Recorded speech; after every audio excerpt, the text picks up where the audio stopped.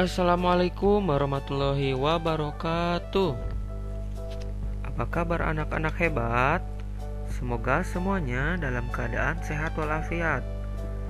Hari ini kita bertemu lagi di pembelajaran tematik, yaitu tema 9, Kayanya Negeriku, subtema 2, Pemanfaatan Kekayaan Alam di Indonesia. Nah, sebelum pembelajaran dimulai, jangan lupa untuk berdoa terlebih dahulu ya.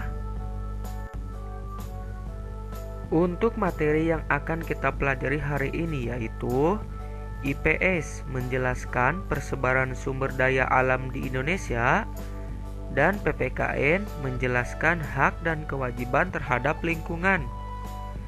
Nah, simak videonya baik-baik ya.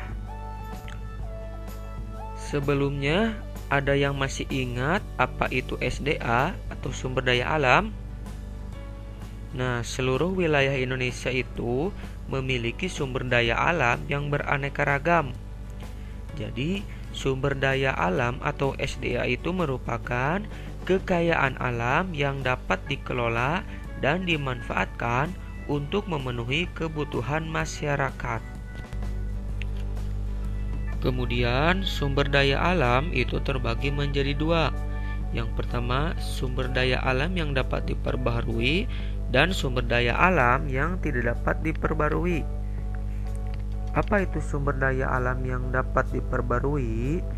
Itu merupakan sumber daya alam yang jumlahnya tidak terbatas dan dapat dimanfaatkan terus-menerus. Misalnya air, angin, tumbuhan, hewan, dan sinar matahari. Lalu sumber daya alam yang tidak dapat diperbarui itu merupakan sumber daya alam yang jumlahnya terbatas dan apabila telah habis dipakai membutuhkan waktu lama untuk menyediakan kembali. Jadi sumber daya alam yang tidak dapat diperbarui ada yang berupa logam dan bukan logam. Contoh yang berupa logam adalah emas, besi, tembaga, aluminium, dan perak. Sedangkan contoh bukan logam itu adalah minyak, bumi, gas alam, dan batu bara.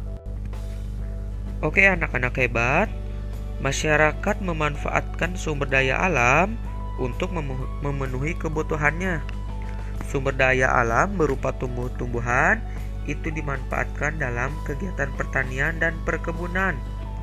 Yang kedua, kegiatan peternakan itu memanfaatkan sumber daya alam berupa hewan, sedangkan hasil tambang berupa batu bara itu dimanfaatkan sebagai bahan bakar alternatif.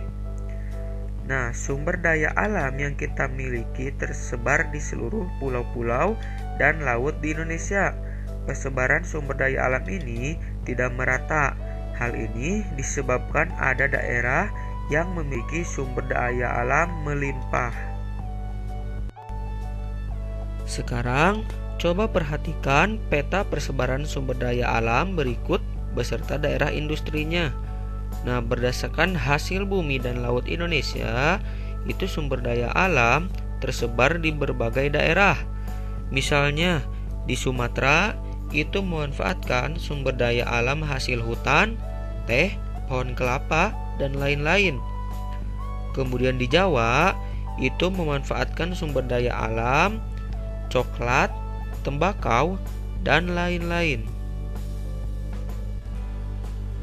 Kemudian berdasarkan hasil tambang Indonesia itu berupa emas, minyak bumi, gas alam, nikel, tembaga, perak, dan lain-lain, itu juga tersebar di beberapa wilayah. Contohnya di Kalimantan itu mempunyai batu bara, emas, minyak bumi, dan lain-lain. Di Sulawesi itu terdapat nikel, aspal, dan lain-lain. Selanjutnya, berdasarkan persebaran daerah industri di Indonesia, misalnya gas bumi, rokok, tekstil, gula pasir, industri, mentega, kilang minyak, dan lain-lain, itu juga tersebar di beberapa pulau. Misalnya, di Pulau Jawa, itu di Bandung, itu terdapat industri pesawat terbang, farmasi, mentega, perakitan mobil kendaraan 2, dan lain-lain. Kemudian di Pulau Papua, di Sorong, itu cuman ada kilang minyak saja. Nah, jadi setiap daerah itu mempunyai sumber daya alam yang tersebar. Ada yang melimpah dan ada juga yang sedikit. Untuk selanjutnya, kita akan membahas tentang hak dan kewajiban terhadap lingkungan.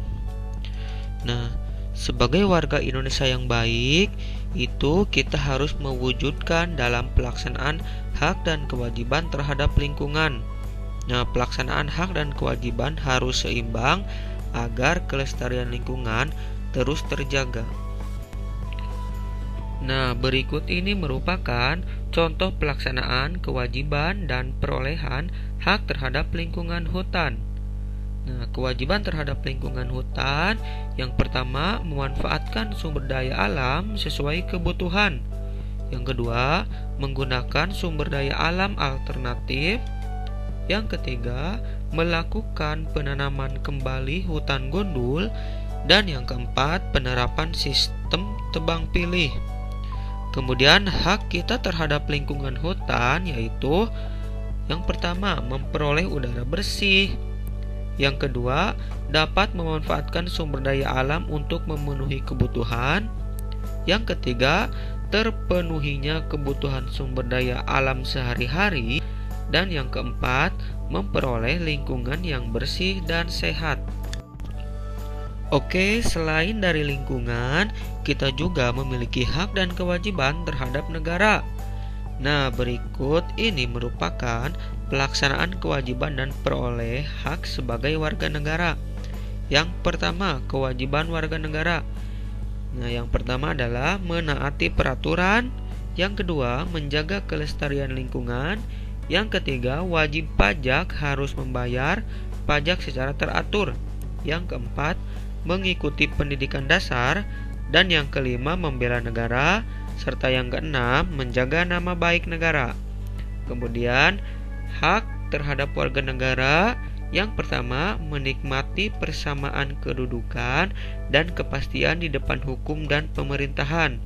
Yang kedua, menikmati hidup layak dengan terpenuhinya semua kebutuhan hidup dengan baik. Yang ketiga, mengeluarkan pendapat saat musyawarah. Yang keempat, mendapat kebebasan dalam memeluk agama dan melaksanakan ibadah. Serta yang kelima, mendapatkan pendidikan yang layak. Dan yang keenam, memanfaatkan sumber daya alam. Nah, jadi ini merupakan hak dan kewajiban kita terhadap negara. Oke, anak-anak hebat, pembelajaran hari ini telah selesai. Nah, sekarang ada tugas yaitu IPS halaman 126. Nah, jangan lupa dikerjakan ya. Oke, terima kasih untuk semuanya karena telah melaksanakan dan mengikuti pembelajaran dengan baik. Semoga semuanya tetap semangat dalam menjalankan pembelajaran di rumah. Nah, jangan lupa selalu menjaga kesehatan ya. Terima kasih. Wassalamualaikum warahmatullahi wabarakatuh.